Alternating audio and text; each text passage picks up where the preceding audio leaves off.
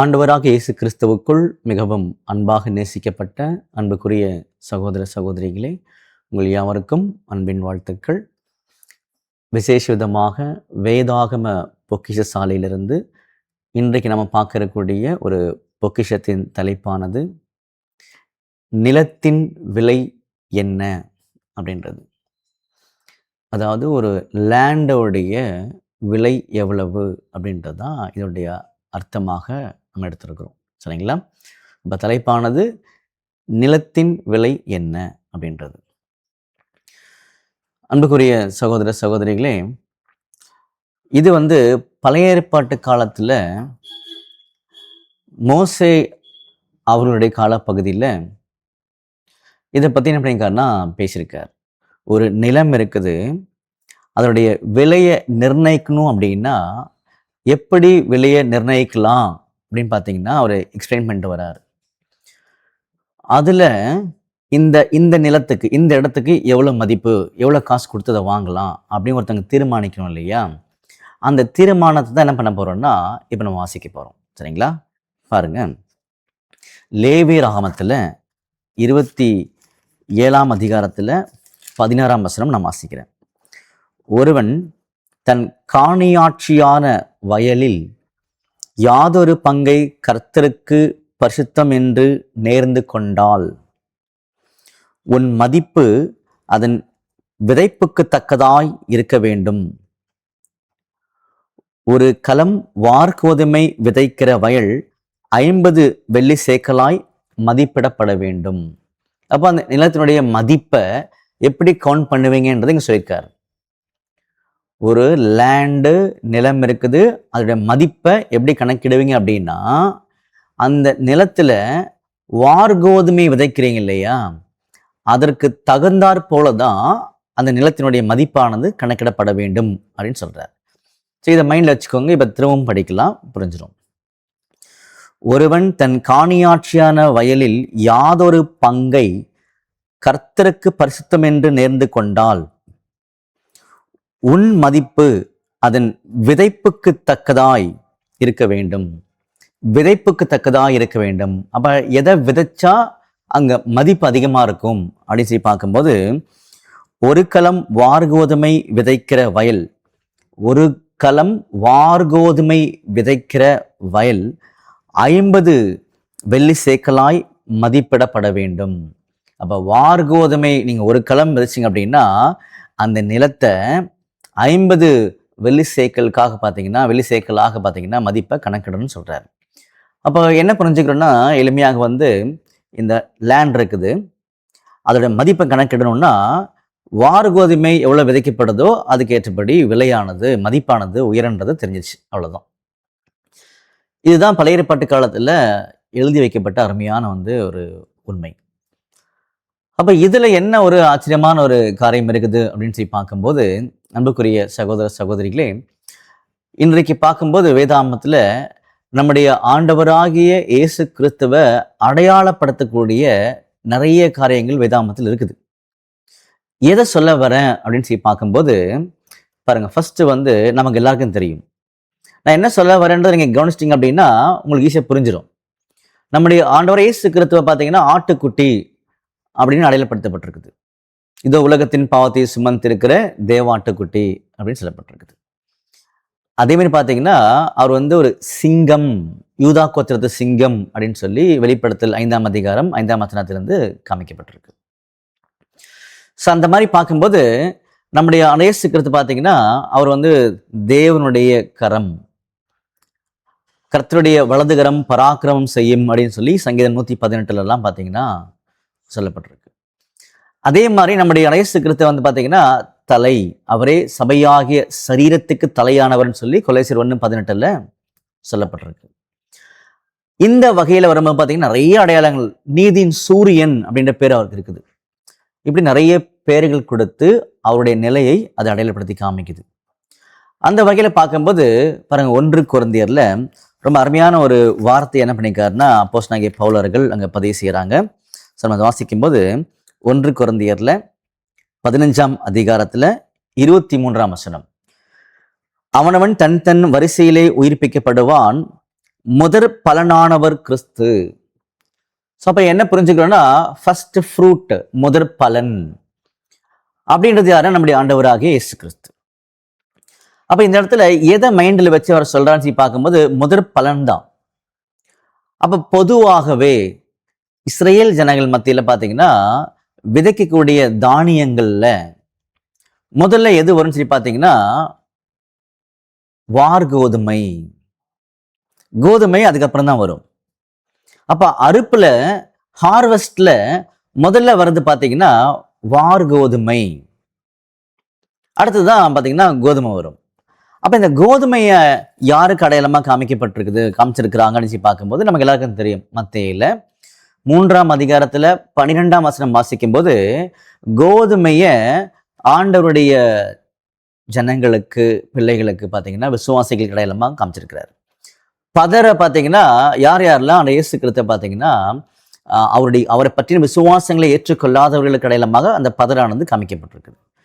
நமக்கு நல்லா பழக்கப்பட்ட வசனங்கள்லாம் கவனிக்கும் போது பார்த்தீங்கன்னா இப்போ படித்தது இந்த இடத்துல கோதுமை என்பது ஆண்டவருடைய ஜனங்கள் அடையாளப்படுத்துன்னு சொன்னேன்.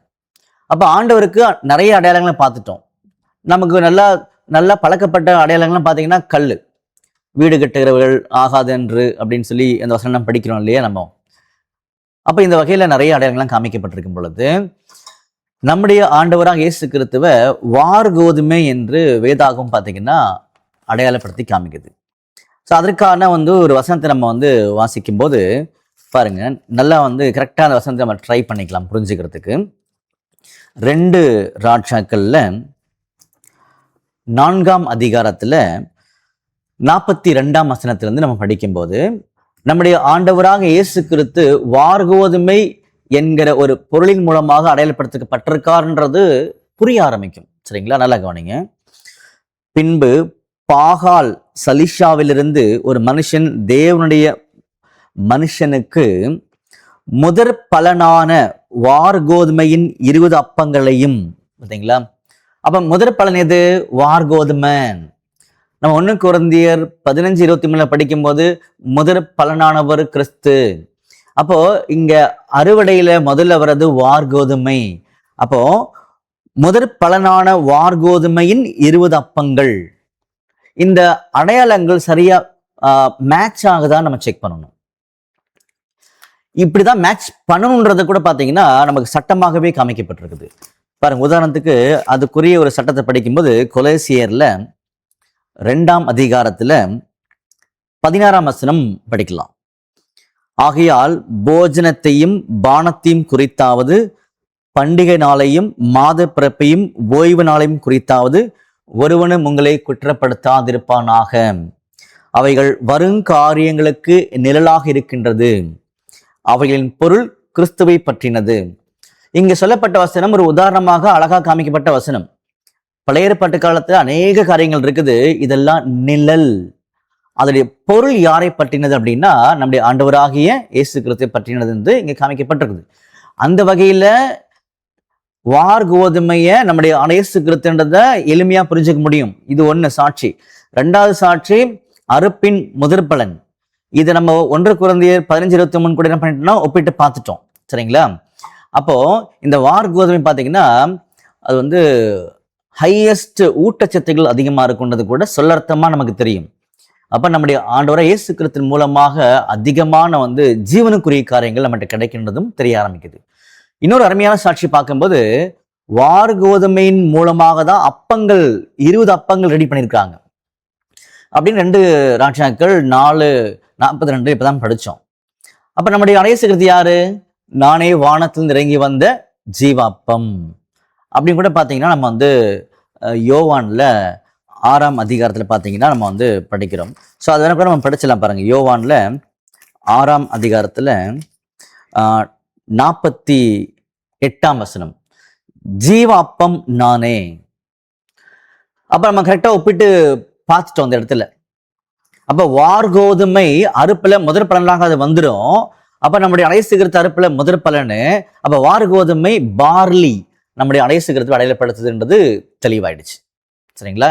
இது வரைக்கும் நம்ம எல்லாருக்கும் சரியான சாட்சிகள் வந்துருச்சு. இப்போ என்ன கொஸ்டின் 3 பார்த்தீங்கன்னா, ஒரு நிலத்தினுடைய மதிப்பு எப்படி கணக்கிடப்படும் சொல்லி பார்க்கும்போது அதுல ஒரு களம் வார்கோதுமை விதைச்சிங்க அப்படின்னா 50 வெள்ளி சேக்கலுக்கு அது கணக்கிடப்பட வேண்டும் சொன்னார். அப்போ எவ்வளவு வார்கோதுமைய ஒரு நிலத்துல விதைக்கிறோமோ அதற்கேற்றபடி அந்த நிலத்தினுடைய மதிப்பானது அங்கு காமிக்கப்படும். இப்ப பாருங்க, நல்லா கவனிங்க. வார்கோதுமை யாருன்னா நம்முடைய ஆண்டவராகிய இயேசு கிறிஸ்து, சரிங்களா? நிலம் எது? நிலம் எதுனா நிலம் உலகம் அப்படின்னு எடுத்துக்க கூடாது. இங்க நிலம் எதுனா நம்முடைய இருதயம். எப்படி சகோதரரே அதை சொல்ல முடியும்னு சொல்லி கேட்டீங்கன்னா, எல்லாருக்குமே தெரியும். இதை கேட்கிற எல்லாருக்கும் புரிஞ்சிடும். எப்படின்னா, மத்தேயு 13ஆம் அதிகாரத்துல நம்முடைய ஆண்டவராக இயேசு கிறிஸ்து விதை விதைக்கிறவனை பற்றிய உவமையை பேரபிளை எக்ஸ்பிளைன் பண்றாரு. அதுல 4 வகையான நிலங்கள் தான் 4 வகையான மக்கள், 4 வகையான மக்களுடைய இருதயங்களை அங்க சுட்டி காமிக்கிறார்.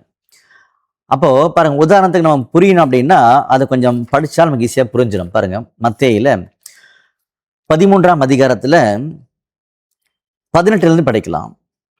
ஆகையால் விதை விதைக்கிறவனை பற்றிய ஓமையை கேளுங்கள். ஒருவன் ராஜ்யத்தின் வசனத்தை கேட்டும் உணராதிருக்கும் போது, பாத்தீங்களா? ராஜ்யத்தின் வசனத்தை கேட்டும் உணராதிருக்கும் போது, அப்போ உணர வேண்டியது எங்க வரணும்? இருதயத்துல. அப்போ ஒருத்தங்கிட்ட வசனமானது கொடுக்கப்படுது, அது உணரல அப்படின்னா பொல்லாங்கன் அதை எடுத்துடுறான். அவங்க தான் வழி அருகே விதைக்கப்பட்டவர்கள்ன்றத அவர் சொல்றாரு. அப்போ இந்த காரியத்தின் மூலமாக என்ன தெரிஞ்சுக்கிறோம்னு சொல்லி பார்க்கும்போது, நிலம் என்பது ஒருத்தருடைய இருதயம். இப்ப பாருங்க, கடவுளுடைய பார்வையில எந்த நிலம், எந்த மனிதன், யாருடைய உள்ளம் விலையேற பெற்றது, மதிப்பு யாருக்கு கடவுளுடைய பார்வையில அப்படின்னு சொல்லி பார்க்கும்போது, எந்த உள்ளத்துல வார்கோதுமையானது அதிகமாக விதைக்கப்படுகின்றதோ அந்த உள்ளமே அதிகபட்சமான ஒரு மதிப்பை பெறும். ஏன்னா அங்கிருந்து அருமையான விளைச்சல்கள்லாம் வெளியில வரும். அப்ப அன்புக்குரிய சகோதர சகோதரிகளே, என்ன புரிஞ்சுக்கிறதுன்னு தெரியுதா உங்களுக்கு? வார்கோதுமை என்பது நம்முடைய ஆண்டவர் இயேசு கிறிஸ்துவை அடையாளப்படுத்துது. நிலம் என்பது நம்முடைய இருதயம் சொல்லி நமக்கு தெரியுது. எந்த இருதயத்துக்குள்ளாக வார்கோதுமையாகிய நம்முடைய ஆண்டவராக இயேசு கிறிஸ்துவை பற்றிய உண்மைகள் விதைக்கப்படுகின்றதோ அந்த உள்ளமே அதிகமான மதிப்பை உடைய உள்ளமாக காண்பிக்கப்படுகின்றது. பார்த்தீங்கன்னா அருமையா சொல்லியிருக்காரு. அன்புக்குரிய சகோதர சகோதரிகளே, கடவுளுடைய பார்வையில மேல ஒருத்தர் இருக்கிறார். அவருடைய பார்வையில யார் விலையேற பெற்றவர்கள் நினைச்சு பார்த்தீங்கன்னா, யார் ஆண்டவராக இயேசு கிறிஸ்துவை பற்றின உண்மைகளை தெரிய வேண்டும் என்ற ஆவலிருந்து அதை உள்ளத்துக்குள்ள விதைக்கிறாங்களோ அந்த நிலைமை, அந்த மனிதனே இந்த உலகத்துல பார்த்தீங்கன்னா விலையேற பெற்றவனாக கடவுளுடைய பார்வையில் இருக்காங்கன்றதை நம்ம தெரிஞ்சுக்கிறோம். ஸோ அப்படிப்பட்ட ஒரு மதிப்புள்ள, கடவுளுடைய பார்வையில மதிப்புள்ள ஒரு மனிதனாக நாம வாழ்ந்து ஆண்டவருடைய சாயலை வெளிப்படுத்த தெய்வம் நம்ம கிருபை செய்வாராக. ஆமேன்.